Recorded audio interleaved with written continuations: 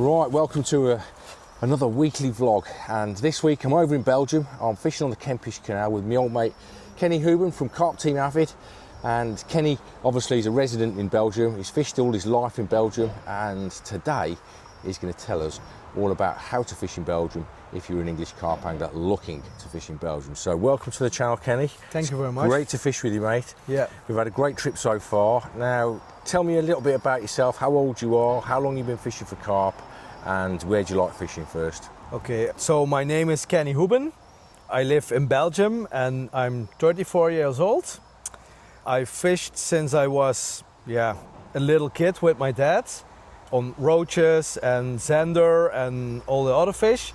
And when I was 13 years old, I particularly started to fish carp. And since then it's never left, and it's only got more and more and more. So I basically fish, I won't say every day, but most of the days a week I fish. It's and you've caught some great carp in your life as well, mate. Yeah. Only today you've had a 48 pounder from the Canal, a massive carp. It's nowhere near your personal best, No. So you know a lot about the canals and how to fish them and stuff. If you go onto the Avid Carp Benelux channel, you'll see a lot of films with Kenny, especially one quite recently, which is about fishing on the Canal. And also I've got a film on my own channel coming up very soon, or on the Avid channel, not too sure, on the main channel that is, about fishing on the Canal and this particular trip. So, right, Kenny, let's get into the nitty gritty of fishing in Belgium as an English carp. We've just had a bleep on the rods. So the rods are out at the moment, guys. We are fishing, we're on the Canal. Kenny's got 2 rods out and I've got 2 rods out as well. Now, obviously, I know a little bit about fishing in Belgium because I've fished here before, but I don't know a great deal. It's only my second trip to fish in Belgium. How does an English guy go about fishing in Belgium, Kenny? Obviously, you need a rod license. Where do you get hold of this? How much does it cost? So for a start, you need a license. You can buy it at the local post office until this year. From next year, you can only buy it online, I think. Yeah. The rules are they will change the rules a little bit, so you only can buy it online from the start of 2026, if I'm right. And it will cost you around 48 euros. Okay. Is that for the whole year? Yeah, you can fish the whole year. That's a night permit. Yeah. If you only want to fish days, then you can buy a small permit, and that's cost about 15 or 20 euros. It's not expensive. But for carp fishing, you obviously need the big permit. Yeah. Then you are allowed to fish during the night, and you are only allowed to fish with 2 rods, so no more than 2. Yeah. What's the website called that you get it from? I think it was Bos en Natuur, I think. Okay, I'll put the link down link, here. So you just type it into your phone and stuff, and it comes up in Flemish. Yeah. So if you're an iPhone user, what you basically have to do is just click the top toolbar, and it says translate, and then you translate it, because there isn't an option on the website for English speaking or German speaking or French speaking. You have to translate it. You have to physically press translate for it to translate, and that's why I text you before. When I deleted that text because I couldn't read it when you told me to get it. Now you say you can fish 2 rods with that license. Yeah. Is there any other rules that carp anglers need to be aware of? Can you use big setups? You can use a bivvy. Every bivvy is allowed, but it has to be in the color green or camouflage. Not a red one or a blue one, that's not allowed. Only the colors that are in the permit, that's green. Carpy permit. Carpy colours. Yeah, carpy colors, yeah. It's not allowed to sack fish or put it in a retaining sling. It's not allowed. You can get a big fine for that because they call it stropping, but I don't know the English word, the word for it. When you say you can't use a retaining sling, do you mean you can't put it in the margins and leave it there for 1 minute, 2 minutes, 3 minutes? No, it's not allowed. Okay. They say when you take the fish, you have to make photos immediately and leave it back in the water where it came from. Okay, so you can't use a sack either? No. Not a sack, okay. No, yeah. It's forbidden since, I think, 2 years now. Okay. Now, can you, when you're weighing your fish, obviously you've lifted it out of the bank with the landing net, Can you put it into retaining sling to weigh it? Yeah, of course. You can use the retainer sling to weigh it and to put the fish back into the water to release it back. but you can put the sling zipped in the water and leave the fish there. That's not allowed anymore. Okay, yeah. So also during the night, I know it's sometimes hard because in the night a lot of guys don't know how to make a photograph or don't have the equipment to make night photos. But I don't recommend putting the fish all night in the water because if you get caught, you can get a real big fine. Yeah. There's a really big boat coming to the right of us. Okay, right. And it's low in the water It's as well. low in the water, so I need to pull in one rod really quick because otherwise the line will break. Yeah, go I will be back in a second. Yeah. Right, we're back on. Just had to both reel in one rod because these massive container ships just gone past and they really are low in the water. They're just full of sand and, or I don't know if it's gravel, and they're really low to the ground, so they pick your lines up really easily. Now, we were talking about sacking of fish. Yeah. Kenny, now, is it, obviously it's not possible then to put a photograph, which is what a lot of carp anglers do, of a sling in the margins. It's not the done thing if you're fishing in Belgium to take a photograph and put a picture of it on your social media. So just be wary of that, guys, because it's against the rules. Yeah, it's against the rules. It's against the rules. Right. Are there any restrictions on bait and rigs and leads or anything like that, or line, any? No, you can use any line, any bait. Lead is still okay. Yeah. They are trying to find some replacements for lead, but at the moment there are no good replacements, so lead is still on. No problem. And these rules that you talk about, these are for all around Belgium?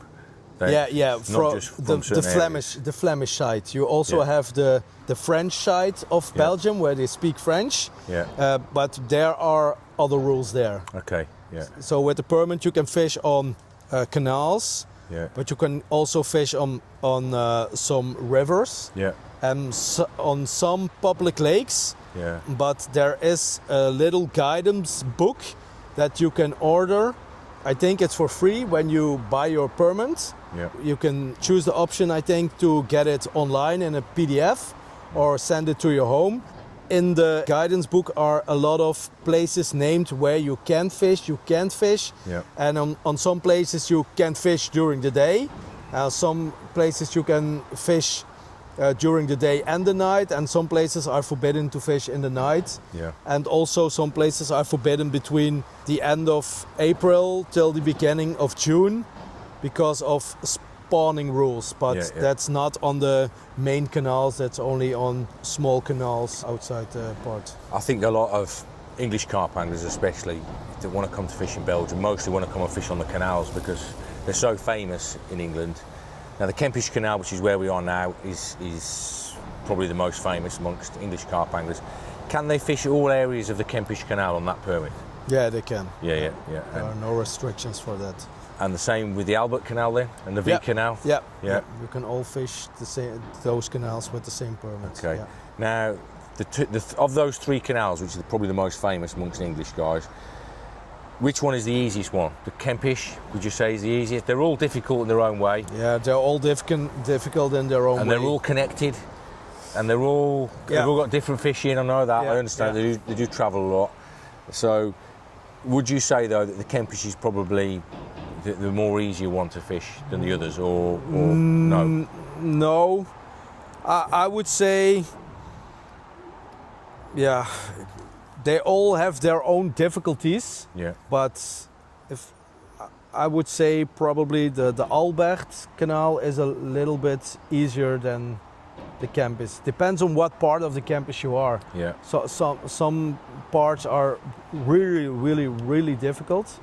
But you also have stretches of the Albert Canal that are really difficult because they are very long and it's hard to find the fish. So I would say some parts of the Albert and some parts of the Kempish. And you was telling me earlier on about a carp that, was it you that caught or one of your friends caught and somebody caught it the next day? 24 hours later, and it had travelled 35 kilometres, was it? It was a friend of mine who caught it. It was caught one day and the other day it wasn't even 24 hours later. It was caught again, but it was almost 35 kilometers further upstream. So that's and crazy. You've seen this in the chat groups that you're in? Yeah. I saw both pictures of the fish, and it's definitely the same fish. No doubt about it. So wow. That's incredible. So it shows you what a complex network of waterways it is over here with these canals, and there are some really beautiful carp to catch and some really big fish as well. You know, what's the biggest fish that you know about in the canals from your own experiences that you've heard friends catching? Yeah, around the 30 kilo mark. 30 kilo mark, that's massive fish. Those are massive fish. Yeah. And obviously they can get into the lakes as well, can't they? Yeah, and some lakes are connected to the Kempisch Canal, and probably there will be even bigger fish than 30 kilo. Yeah. The possibility is there that there will swim a 35 or a 40 kilo. We can't really say because it's the networks, like you said, they're massive. It's so much water, and just take that one bite to catch a fish like that, but it's hard. It's hard. Now, there's a lot of syndicate waters also, isn't there, in Belgium, which you obviously can't fish with these permits. Yeah. They're private syndicate lakes, a little bit like they are in England. So it doesn't allow the English guy to just go and fish anywhere, does it? No. Yeah. You really have to make sure that you can fish on where you want to fish. Yeah. You have to look for it, especially in the guidance book, like I said, because on a syndicate water you can't fish with this permit. No. No, especially not. Okay. So what's your biggest carp that you've caught then from the canals over the years? You've been fishing for quite a few years. Tell us about that one fish that you've got that you hold special in your album. Yeah, I caught a few fish that are pretty special in my album. One of the special ones is the nomad, but I think it's already dead because it got really old and it hasn't been caught for at least 6 years, so I don't think it's still alive, but I caught it around the 29 kilo. The last catch of it was over 31. Wow. And then the second one, that's a mirror. So the nomad was a common. The second one is a mirror, and that's called chocolate. It's because it has a chocolate brown color. Yeah. And when I caught it midsummer, so it was pretty low in weight. And then it was 25.8 kilos. So only it's still a big fish. It's a really big fish. It's a big fish, but normally it can get 3 to 4 kilos heavier. So But the fish go up and down all the time, don't they? Because we've seen today you've caught a fish that's 22 kilos that you actually caught 26 kilos. Yeah. Was it 26 kilos? Yeah, 26 kilos. The last time you caught it. Last year I caught the same fish. 4 kilos heavier than it was now. But it had a big belly and it was empty, so there could easily fit 4 kilo in it if it was right on the baiting spot feeding. So that's something that happens. So what's the average size of the carp then? Difficult one to know that. What's the average size of the carp on the canals? Oh yeah, that's really hard to tell. Each section's different, isn't it? You know? Every section is different. Some section hold more fish, the other hold less fish. If I would say an average, then would be an average between 12 to 14, 15 kilos. Okay. That will be a normal average. There are also 40 pounders, 50 pounders. But if you count all the fish together, the small ones, the big ones, I think you'll be around the 14 kilos. And there's a good mix of commons and mirrors? Oh yeah. The last years I help with putting new fish in the canal stockies. They are all mirrors because most of the fish from the canal are commons because they are stronger. But they are getting more and more mirrors last year. Okay. Any linears or leathers as well? Kois? There are a few kois. You see them in very hot days when the water is very clear. You can see them swim, but the kois are mostly from people who are done with their own pond at home and they throw the fish in the canal. You always have to look careful for something like that because you can also spread a disease and kill an whole population of fish. But I know the people don't think about it, especially not who has a pond at home. Yeah. But yeah, there are koi's, not so many, but there are a few koi's in the canals. Yeah. A few leathers as well. Yeah, leathers. I can't remember when I caught. I caught one leather, but it was a small one. There are not much leathers in the canal. If you catch one, it's really special. Yeah. Really Linears? special. Yeah, there are a few linears, but they are really hard to catch. I caught one for a year or 6 years ago. I caught one.